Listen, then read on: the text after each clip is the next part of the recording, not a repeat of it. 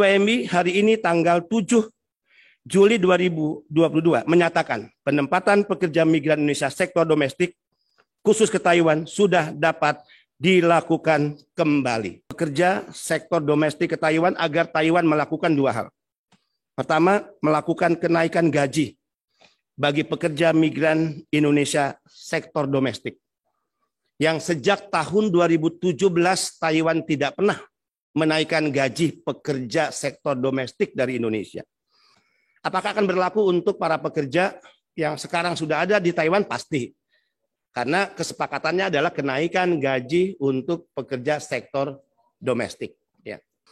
Kedua, saya juga menuntut agar pihak Taiwan mau menghilangkan komponen biaya agency fee yang itu selalu dicantumkan dalam surat pernyataan biaya penempatan. Akhirnya Kemnaker juga dalam suratnya tersebut setuju agar khusus untuk Taiwan Perbadan 09 2020 tentang pembebasan biaya penempatan untuk sektor domestik tidak diberlakukan.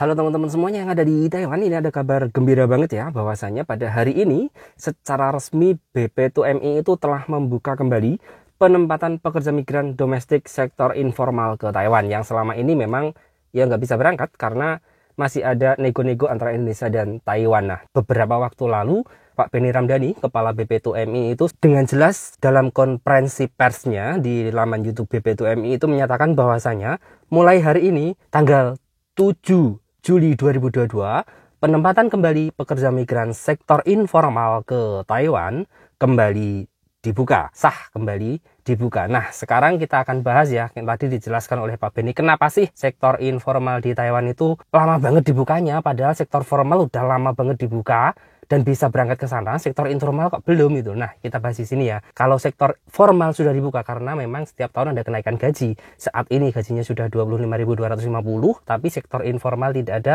kenaikan gaji. Nah, itulah yang mengapa hingga saat ini kemarin-kemarin itu belum dibuka dan sekarang udah dibuka dengan permintaan dari Indonesia. Ada beberapa hal dari Indonesia ya permintaannya. Pertama, yaitu kenaikan gaji sektor informal. Sebagaimana kita ketahui ya, sejak tahun 2017 itu nggak ada kenaikan gaji. Gajinya cuma 17.000 NT untuk sektor informal.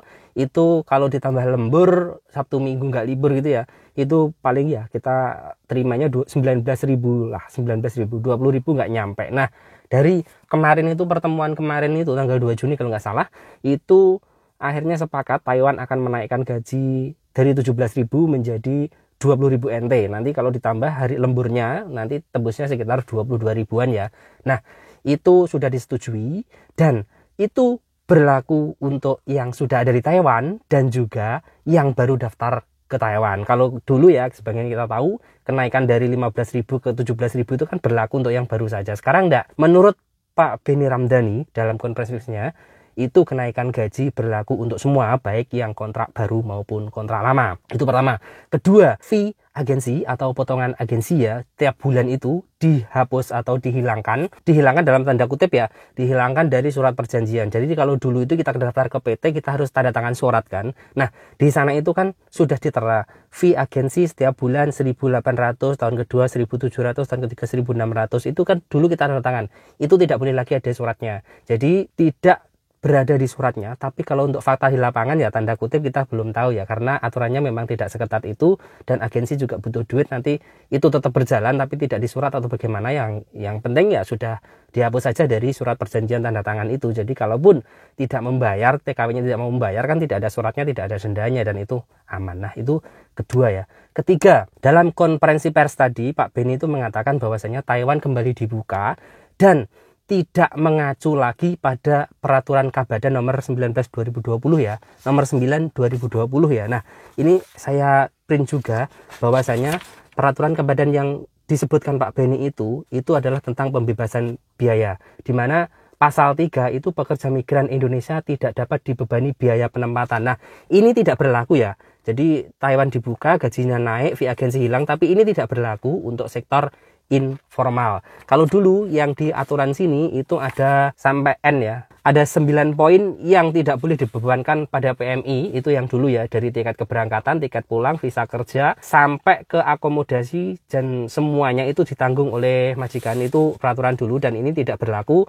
untuk yang sekarang ini. Jadi prosesnya sudah bisa, tapi aturan ini tidak berlaku. Nah, sekarang pertanyaannya, kapan kita bisa berangkat ke Taiwan? Apakah besok sudah bisa? Tunggu dulu, karena hari ini adalah baru pengesahannya. Jadi mungkin besok itu mulai implementasinya. Besok udah hari Jumat, Sabtu Minggu libur, berarti implementasinya itu mulai besok. Itu baru dari pihak BP2MI menggodok aturannya, prosedurnya dan sebagainya di kalangan P3MI atau PJ-TKI. Nah, itu mungkin butuh waktu 2-3 minggu lah untuk menyelesaikan itu semua. Kemudian untuk leges kan di TETO, hak prerogatif TETO ya, untuk leges dan visa dan semuanya itu. Dan saat ini memang TETO belum bisa melakukan leges ya, belum bisa leges. Jadi kita juga harus menunggu TETO kapan siap melayani legesnya. Kalau itu sudah TETO sudah siap melayani legesnya, maka kita sudah bisa berangkat ke Taiwan, khususnya sektor informal ya. Kalau sektor formal sudah lama buka ya. Alhamdulillah, apapun itu keputusannya, walaupun zero cost nggak diperjalankan lagi,